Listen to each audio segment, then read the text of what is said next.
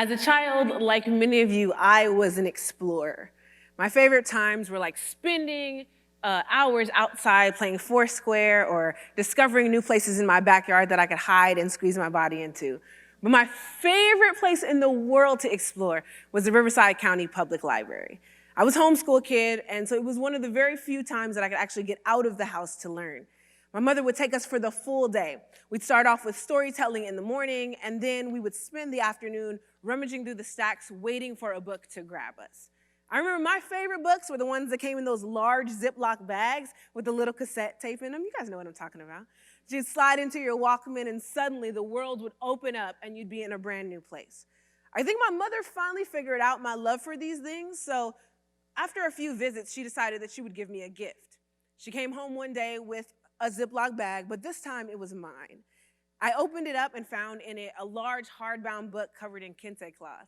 I remember sitting down, crisscross applesauce in the middle of my floor and opening this book, only to find Anansi, the spider with dreadlocks, in the middle of the book. The best part of it, though, was that the narrator was the Denzel Washington. Yeah, it is. Yeah, it was him. And I remember replaying the tape so much that the tape literally fell out of the plastic. And I had to wind it back in with that pencil, y'all know, right? Wind it back together just so that I could listen again. And it wasn't so much that Anansi, this mythological character from Africa, was African, as much as it was that it sounded like home. And this wasn't the home that my parents made for me, though that one was very lovely. This one was a cultural home, one that said that I existed, one that said that I could be bigger and more elaborate than I ever could imagine. This specific story was Anansi decided that he would steal all of the beans from his neighbors, and then when he was caught, instead of giving himself up, decided he was going to hide them all in his hat, burning all of the hair off of his body. Really smart guy. But something in that story did something for me that I could never imagine before. And so I remember the djembe, the drum coming on the tape, and I remember the vocals drawing me in, and suddenly I was in a world that looked like me. As I got older, I started to wonder, where could I find more of this? I now had a love for mythology. For me, mythology, in its normal sense, explained the world, right? Gods, how things came to be. But as I got older, they became much more white, and there was no one that looked like me. Okay, I'm sorry. Yemaya and Oshun made it over the water, but that was about it. And so I looked for other ways to connect. I found myself falling into Zora Neale Hurston, Toni Morrison, Octavia Butler, for characters that seemed to look like me. But somewhere in there, something was still missing. So when I became an adult, I did like most people do, and I decided that I was going to get on Ancestry.com. I looked and followed every single leaf as far as I could until I ran into a wall at 1861, the wall most black people run into: slavery. I think it's interesting. As a black woman, we often associate slavery as a place of shame. My mom, even as I was younger, I remember her telling me how we were not just slaves, but we were bigger than that in Africa. And there was always this dissonance where I just couldn't see myself that way. I've come to learn that maybe it's because instead of seeing it as a place of shame, oppression can be seen as a starting point. For us, we were the lowest thing in this country, and look what we've made ourselves. But where was the story that told that? I kind of put that in a box and put it away, my internal frustration, hoping that someone would answer the question.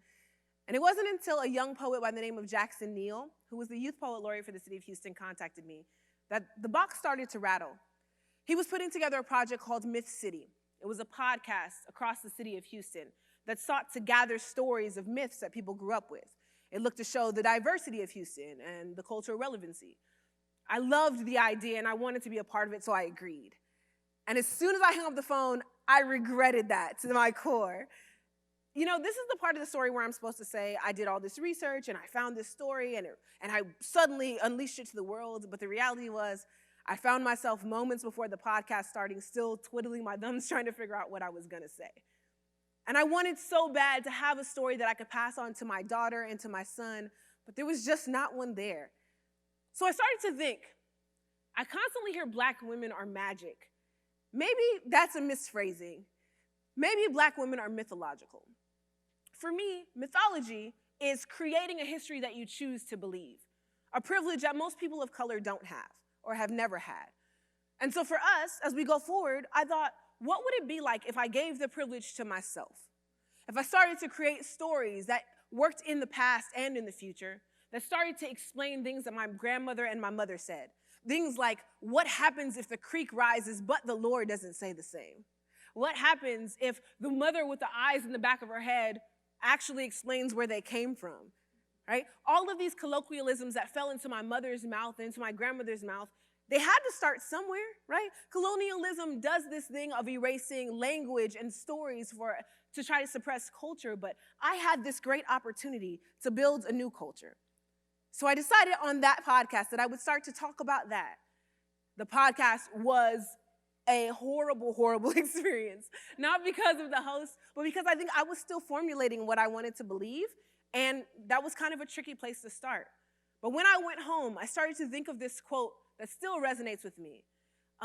It says, when your story is being told, make sure you are the one holding the pen. And for me, I needed to hold the pen. I mean, I'm a writer, goodness sake. So I got on my computer and I started to write. And I started to think of what would I craft for my daughter, for my son, that explains who we are and where we came from. How would I incorporate being a Black woman as being different than other cultures? How would I start to explain nuance and carry the lineage of my family and even a family that I never knew existed? I started interviewing my mother and my grandmother and hearing these wild stories about my great-grandmother in the South where she did things that should have gotten her killed, but somehow was able to talk her way out of it. And I thought about, if I was to take that and put that into a soundtrack, put that into a voice that echoed over a hardcover book, what would I wrap it in? What would it sound like? Follow the drinking gourd. Follow the drinking gourd. Follow the drinking gourd. For the old man is coming for to carry us to freedom. My bloodline descended from the women who were blind. Those that traversed the Middle Passage, that found their way from throwing themselves off the side or from flying away and needed a way to adapt from all the horrors they saw at the bottom of those ships. So the women would come together and make a plan. They decided that they would do something about their circumstance. So at night, when the master was asleep, they would gather up and walk out into the forest, into the tall stalks. They would press into each other's eyes until everything went dark.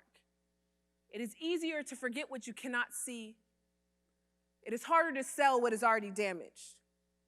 So when the women who were blind bore girl children, they called this a rite of passage. They would wait till they were 2 and line the edge of the plantation. They would walk out into the fields, into the grand forest-like ballroom where the bodies hung like chandeliers. They would point to the stars, tell the children to count them. They would ask them to circle the moon with their fingers, and while they were doing so, would push their eyes until there was no glow left. The women who were blind called this mercy. The next night, they would return with their girls by their side and show them what the world looked like through new eyes, how to feel the trees with their hands, how to feel the earth with their feet. Then they would let them go, and the daughters would stumble into the forest. Occasionally they would fall and cry, but the mothers would pick them up, press them to their chest, and sing the drinking gourd song, follow the drinking gourd, until the children are fast asleep on their chest. Then they would carry them back to their shanties. One woman, the one they call Fumbe, she had a voice large enough to sing a galaxy small. She was given mercy early and now found herself pregnant by the shadows in the stables. Her biggest and one wish was just to bear a boy child. She wondered if she was strong enough to do what it would take if she had a girl. So the women who were blind gathered around her and told her that they were in agreement. They touched her belly and waited for the leaps of joy, strong and hard, to signal that it was a boy. They even gave him a name, Moses, because he was going to be the one that delivered them all. When the 9th month came, Fumbe waded out into the high water, waist high. She squatted, and the women who were blind surrounded her, digging their feet into the silt. She pushed and waited for Yimya to stir the water, and a child like a fish swam from between her legs. The women who were blind picked the child up and scooped it to Fumbe's chest. Fumbe felt its round face, its arms, fat legs. felt its 10 fingers and 10 toes, and then swept between its legs, only to fall to tears. The women who were blind raised the daughter to the sky. Fumbe named her Eshe, for all the life inside her lay there in her hands. Now Eshe was exceptional. She said her first word when she was 6 months old, water. She loved the idea of being doused in it when they were hot on the plantations. Her mother would stumble in and fall asleep on the bed, Eshe rumbling her fingers through her hair and giggles and laugh. Eshe was the joy of the entire town until the day she turned 2. The women who were blind told her the time of mercy was upon her, and Fumbe cringed at the idea of what she would have to do. But she knew what was necessary. So she took Eshe by the hand and she walked her out with the other girls. They walked deep into the forest. She reminded her to count the stars backwards, told her to hold on to the moon, and pressed until Eshe could see no more. Eshe cried so hard that Fumbe couldn't sing anymore. She carried her back, and the next night, like ritual, returned. Told Eshe that she was going to show her how to be a woman, held her by the hand and dangled her against the trees, let her touch the grass, let her feel the breeze, and then let her go. Eshe heard the water, began to call out for it, water, water, and Fumbe realized that her voice was growing in the distance. Before she knew it, she didn't know where her child was, flailing around wondering where to find Eshe, until she caught a rock about the ankle and tumbled into the grass. When she awoke, the women who were blind told Fumbe that Eshe found the water a little too deep, that a small rag was all they had left of her dress. Fumbe mourned for 3 days before deciding to take it up with Yemiya. So on Sunday morning, as all of the other women went to church, Fumbe tied the rag around her head and went to demand an answer. She stood at the edge of the sea. She called for Yemiya. Yemiya, tell me why you took my daughter. Why did you take my daughter from me? But the waves didn't answer. She demanded again, how dare you take this daughter of mine that you gave to me so freely? And Yemiya emerged, 7 skirts dancing on the crest of a wave. She laughed and told her, how dare you come to me? After turning your back to your own child, after walking away, how dare you ask me for something that you weren't willing to hold on to? Eshe, embarrassed, said, you don't know what this is like.